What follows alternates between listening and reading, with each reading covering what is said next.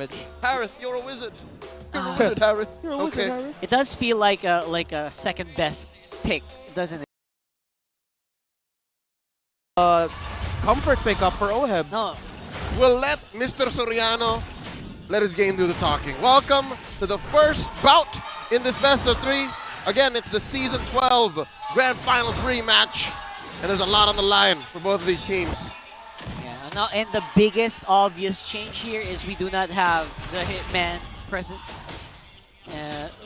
That's the only change, to be honest, right? Whoa. And yeah, and you can see here that the Harith will definitely take a lot of time. And I can see where you're coming from, Ren Martin. Yeah. It feels like it's going to be hard for this Harith to take bodies when Few starts roaming to that lane, right? Yeah. So I get what you mean. And even with the Zaman Force, it might be trouble. Whoa! Big pull! Big pull in here, and Sensui can barely do anything about it. Goes down for first blood to El Capitan. Too soon. Yep, that's what we expected right here. Bren are going to be playing their aggressive early to mid game. Blacklist International. Got to respect the fact that they took a risk. Didn't pay off for them. Both gold laners actually rocking Master Assassin's Inspire there for Oheb. So both of them are just really thinking about dominating the lane. They both acknowledge and understand that my lane opponent can't dominate me. Maybe I'll do a little bit of the dominating too. So that way it's more fun. Domiception.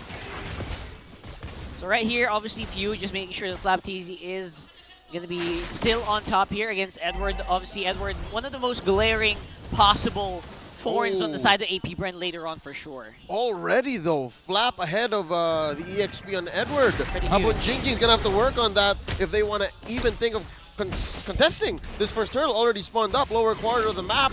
Kyle Teasy first to the scene, and it looks like Blacklist is just going to concede this.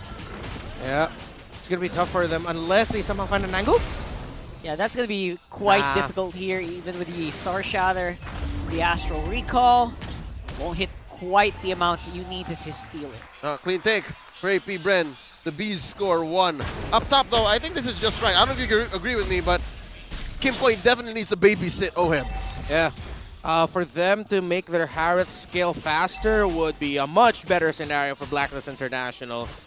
Let's see if they can get it though, because both sides take a lot of burst. Oh, look at that. Edward forcing the vengeance here. I call that a TKO. Yeah. That is a just Unless Edward is he gonna no. on paper, Edward won that fight. You didn't die, but yeah, you definitely knocked out. Send him home.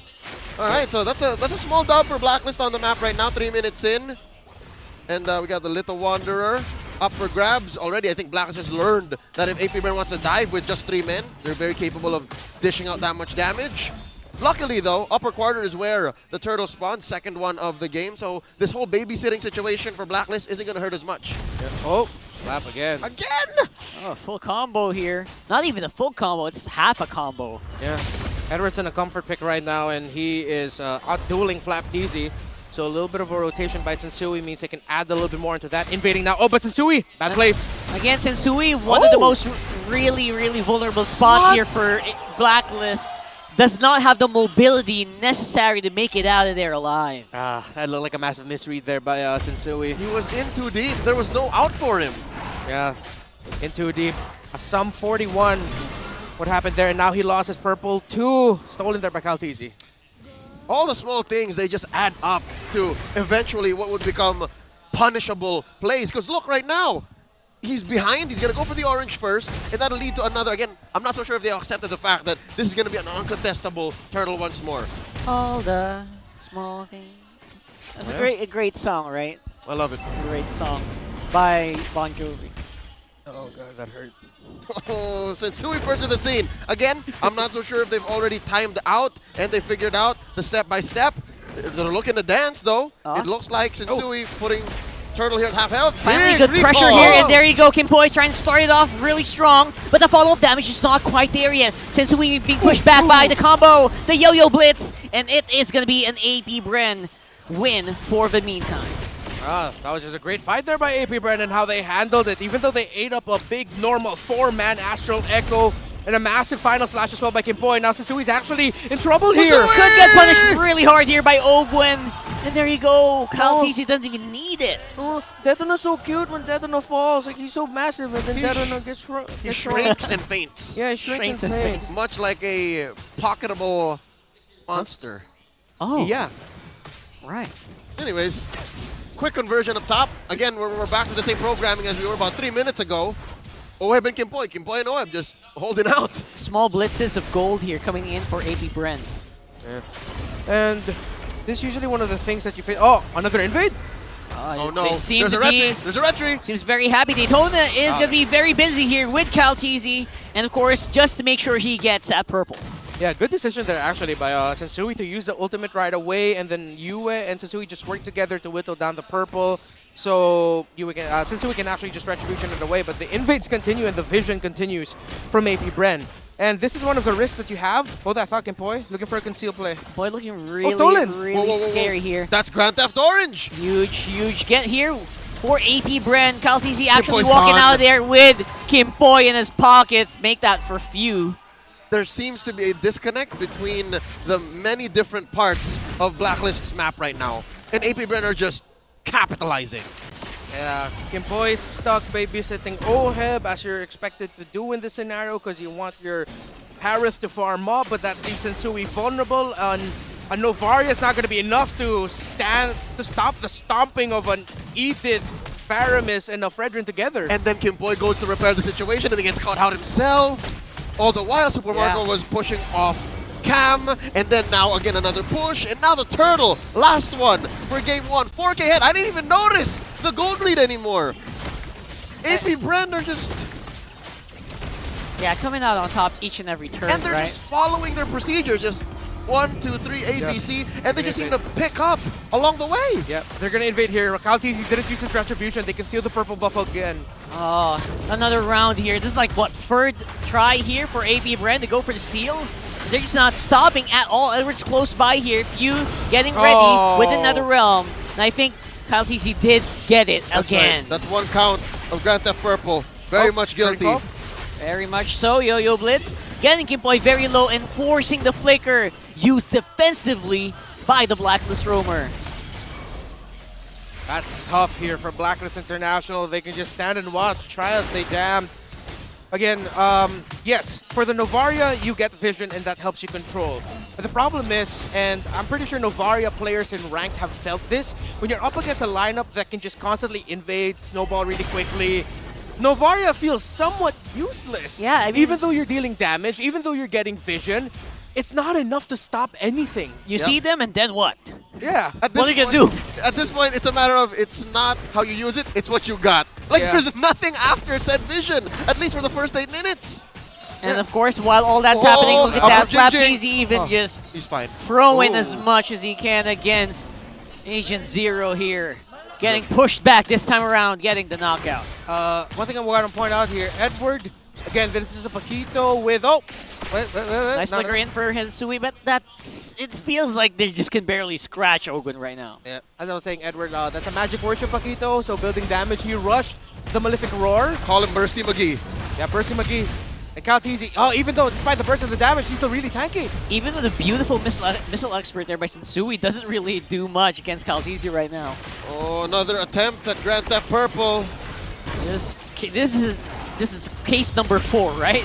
And I think they will still get it.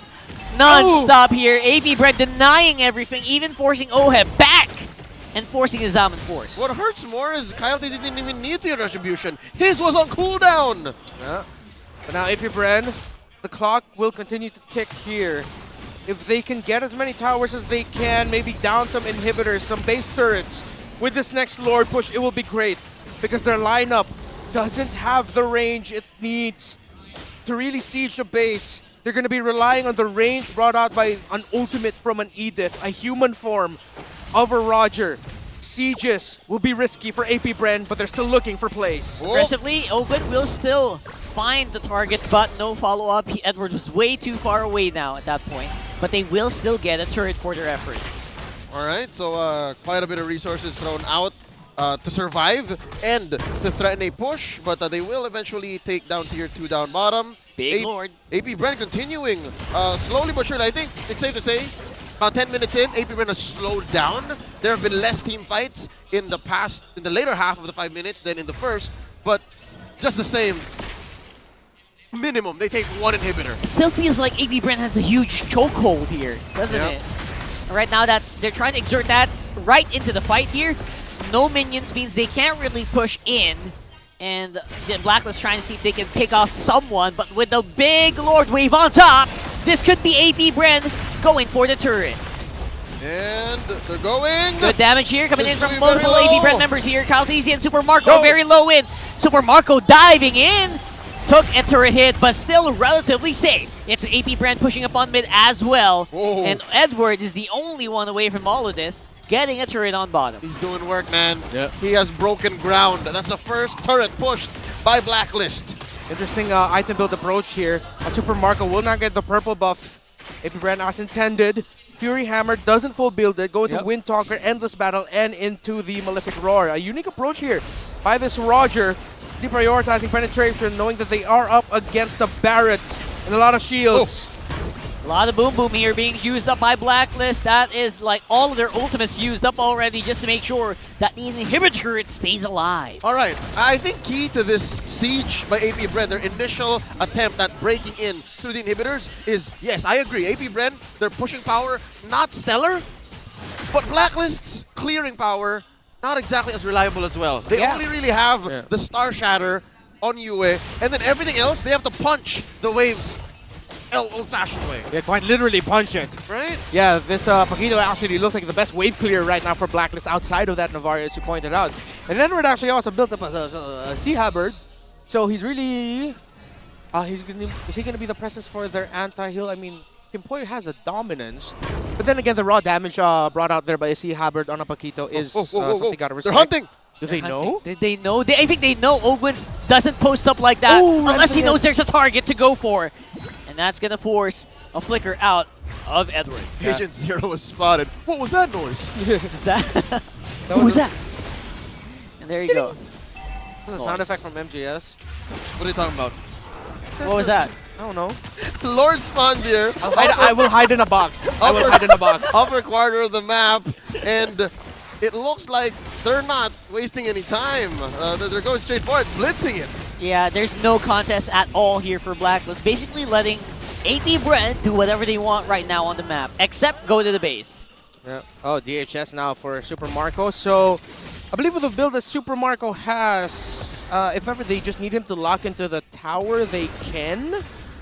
And if you actually revisit their lineup right now, it's 2 picks shy of being their exact M5 Game 7 winning lineup. You got a Fredrin, a Faramis, an Edith. And how they've been playing it is actually with few Ogun and Flap Teasy. Sorry, it's Kyle Teasy, Flap Teasy, and few. Because Ogun's playing a little bit more of a pick-off type with his Earth Shatter. So it's Kyle Teasy and Flap juggling the initial damage, getting the vision. Few's gonna come in there if ever they need a quick escape with the Nether Realm or the damage coming out of the Ghost Bursters. So it's very nostalgic, actually, seeing how Bren have been playing this game. Really is. Right now, it seems to be go time like for Bren. The Hive going steady here since Sui does not stand a chance. Gets spoiled up, pushed out. And right now, it is just one by one. Blacklist members going down with a maniac for Super Marco. Quick and clean. All it took was 2 Lords and 2 decisive sieges. Even their own physiotherapy team can't believe it was over so quick. They were shocked. Bren, like yesterday didn't even happen. Yep. Super Maniac is back. Thought he was going to get a Savage there, but the last living member of Blacklist International went straight into the base at the right time to heal up. But yeah, again, a nostalgic performance by Bren with the picks they had and how they played it. There was barely anything that they did wrong here. And they were denying everything. Even the purple buff didn't stand a chance. Yep. And what's so scary about this, speaking as a fan of Blacklist, I'm going to put myself into an agent's shoes this time around. It's not like Bren went out of their way to scare Blacklist into different rotations. Yeah. Bren was just following the procedure, A, B, C, 1, 2, 3. We are a dive comp, and they were just taking things away from Black along the way. I think Blacklist going into Game 2, especially when we see the highlights, they have a lot to work on. Like they have to definitely think about what kind of grab and what kind of rotation to do early on. But check this out. How do we not give the MVP to Super Maniac? Obviously. Reptar, talk to us about why he's the MVP. Well, you see that watch on the wrist of Super Marco? It's ice. It's cool. Probably really expensive. But hey, Super Marco got all the gold, and he didn't need to be babysat. Up against that Harith, he was mostly left alone in his lane, and that's the strength of the Roger. That's why he has risen up as a pick here. What did the watch have to do with anything? That's what I was going to You ask. really think about it, the real ones know. The real ones know, brother. No, I'm pretty sure it's all about the gold he gained. Because look, Yeah. he was getting what Nicey would call the gold lane experience. Yeah, 850 GPM. And why are you questioning the watch? You have 2 on your wrist right now. 402 for Super Marco. Don't attack me. That's true, though. Not attack, I'm just stating facts here. And Super Marco, fact of the matter is that he didn't struggle in the lane and he found his timing. Again, one of the best things about this young man, this gold laner, one of the best in the world, is that he really knows how to bide his time. He finds his timings, and that's what it felt like here. To the point where, yeah, he was able to find a Maniac right there at the end of the game, leading to a kill-less game for Blacklist International. 6 or 7 kills for AP Bren to end this, 7-0. Let's see the final kill score. Sorry, let me correct myself. 9-0. 9-0. But 14 minutes in. Not quite perfect just yet, because Edward did get 1 turret. Yeah, he got 1 turret there, but no major objectives going to the side of Blacklist International. And look, the purple buff, orange buff difference, you saw it over and over again. Sunsui kept getting invaded. And that, again, is what we have to talk about here.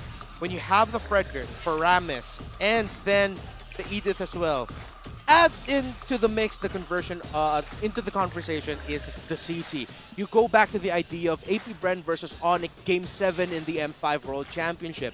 You played a lineup where if you watch the documentary of AP Bren, Coach Ducky said, AP Bren's gonna come out wanting to punch, let's just punch them back. You guys wanna fight?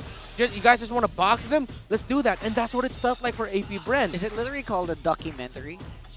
Oh, thank you. Yeah, if you watch a documentary, AP Bren, this is what they brought out here. 10 out of 10, they're rock hard. Stumbled on the gold. Up against, up against Blacklist International. You said it. They just invaded the jungles, controlled the tempo, and up against a lineup that is focused on Novaria in the mid. Again, there's not much that you can do. This is AP Bren at their finest. Invade, early game, objectives, and the classic AP Bren of experience of each member just knowing exactly what they need to do. Looking at that last page of the stats, I'm feeling for solo. I mean, Yue. Yue was actually the one who dealt the most damage. Yeah. So even if their lineup was compromised, even if AP Bren was constantly